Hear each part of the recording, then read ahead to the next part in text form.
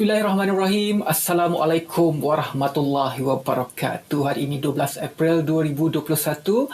Sekali lagi selamat pagi Malaysia bersiaran di kaca TV anda di TV1, saluran berita dan juga saluran Facebook. Selamat pagi Malaysia, Nadi Seri Pagi. Alhamdulillah, saya Ridwan. Dan saya Syahidah Arifin. Kami akan bersama dengan anda selama 2 jam hari ini seperti biasa. Bermula 8 hingga 10 pagi. Assalamualaikum. Dan selamat pagi untuk anda semua yang sedang menonton kami di saluran berita RTM, di TV1, di Facebook Selamat Pagi Malaysia ataupun di RTM Click. Ya, terima kasih banyak-banyak. Dan hari ini 29 Syaban 1442 Hijrah, insya-Allah. Kalau tiada aral, hari ini tengok anak bulan. Besok kalau tiada aral, kita akan menyambut 1 Ramadan 1442 Hijrah. Bulan yang dinantikan oleh seluruh umat Islam. Kegembiraan itu pastinya datang. Bulan yang diberkati dan insya-Allah tahun ini berbeza sedikit daripada tahun lepas lah. Tahun lepas banyak perkara yang disekat, contohnya solat tarawih, bazar Ramadan, tetapi tahun ini sesetengah negeri, majoriti negeri lah dibenarkan untuk mengadakan bazar Ramadan, bazar Aidilfitri dan juga solat tarawih. Jadi apabila kelonggaran diberikan seperti biasalah, kita masyarakat, apa yang kita perlu berikan adalah kerjasama kita untuk mematuhi segala SOP. Ya, benar. Jadi apa-apa pun kita nak kongsi terlebih dahulu ya, berkenaan dengan kes aktif terkini setakat semalam.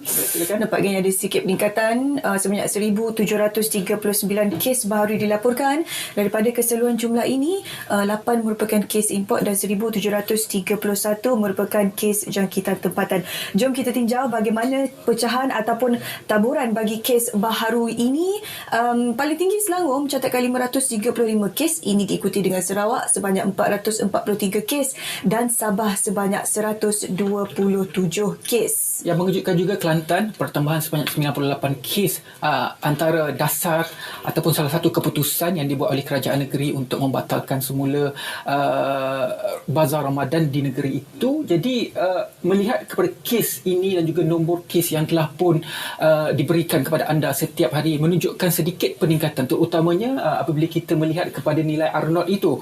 Apabila kita melihat R0, pada satu ketika kita pernah turun sehingga 0.8, tetapi hari ini nilai R0 dicatatkan lebih daripada nilai 1.0. Jadi kebimbangan itu berlaku apabila kita melihat graf ini ya Syu. Kalau kita tidak mematuhi SOP, warna merah ini pada bulan 5 nanti nilai kes akan kembali meningkat. Itu kalau kita tidak patuh SOP. Tetapi kalau kita kembali mematuhi SOP, kita akan mengikuti graf yang berwarna biru ini, yang mana nilai R0 dan juga nilai kes akan menurun pada bulan 5 nanti. Jadi ini adalah waktu sangat crucial. Dan juga kalau kita lihat dari segi nilai graf ini juga yang menjadi salah satu panduan daripada Kementerian Kesihatan Malaysia untuk membuat keputusan tentang kebenaran rentas negeri, yang mana Menteri Kanan Keselamatan Datuk Ismail Sabri mengatakan bahawa kebenaran untuk rentas negeri semasa musim perayaan nanti bergantung kepada penilaian risiko KKKM. Ini adalah salah satu penilaian risiko yang telah pun dilakukan, yang akan dilakukan.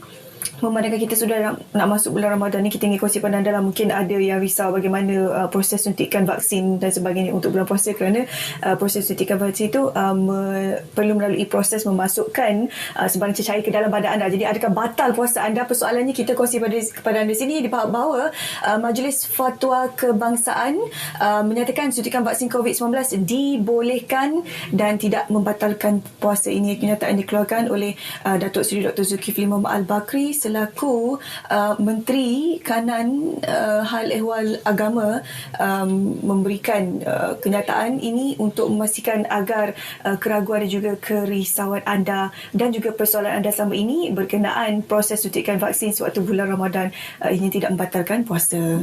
Dan sedikit ini adalah nombor yang telah pun sehingga hari ini hampir 1 juta individu telah pun menerima vaksin.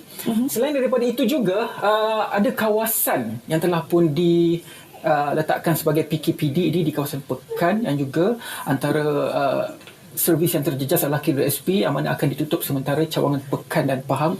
Apapun sebarang kerja yang melibatkan KWSP ini boleh dilakukan secara dalam talian. Terusnya. Okey, ini kita kongsikan tadi sedikit berita perincian lebih lanjut lah berkaitan apa yang berlaku di sekitar Kelantan, kerana terdapat pertambahan kes yang agak mendadak walaupun di bawah paras 3 digit, tetapi ini menimbulkan kerisauan kerana terdapat satu kluster baru di sana. Jadi disebabkan oleh perkara tersebut, penganjuran Madinah Ramadan, Bazar Ramadan dan juga Bazar Aidilfitri di seluruh negeri Kelantan pada tahun ini dibatalkan. Alamak, tak sempatlah orang Kelantan beraya. Tapi tak apa, ini untuk orang kata kesihatan dan juga keselamatan sejagat. Untuk keselamatan lah. Cuma sedikit orang kata 2 hari sebelum Ramadan, satu keputusan yang agak mengejutkan lah kepada semua. Mungkin kepada peniaga bazar, apapun orang yang sudah bersedia untuk mungkin terkesan. Tak apa pun kita ambil perkara ini satu perkara yang positif untuk keselamatan kita dan juga keselamatan orang di sekeliling kita. Di Kelantan ada satu kluster baru, iaitu kluster Bandar Baru Kubang Krian, melibatkan 34 kes di daerah Kota Baru, Bacok dan juga Tumpat. Jadi ini antara kawasan yang mereka sedang berada di bawah paras jaga-jaga lah. Sebab itulah perkara ini diambil oleh pihak kerajaan negeri Kelantan untuk memastikan agar kluster ini tidak menular ke daerah-daerah yang lain. Ya, baiklah. Itu antara keputusan yang telah pun dilakukan oleh kerajaan. Dia bukan untuk membebankan kita, tetapi untuk memberi kebaikan kepada kita. Jadi selama 2 jam ini, banyak pengisian akan kami kongsikan kepada anda. Kita berehat seketika.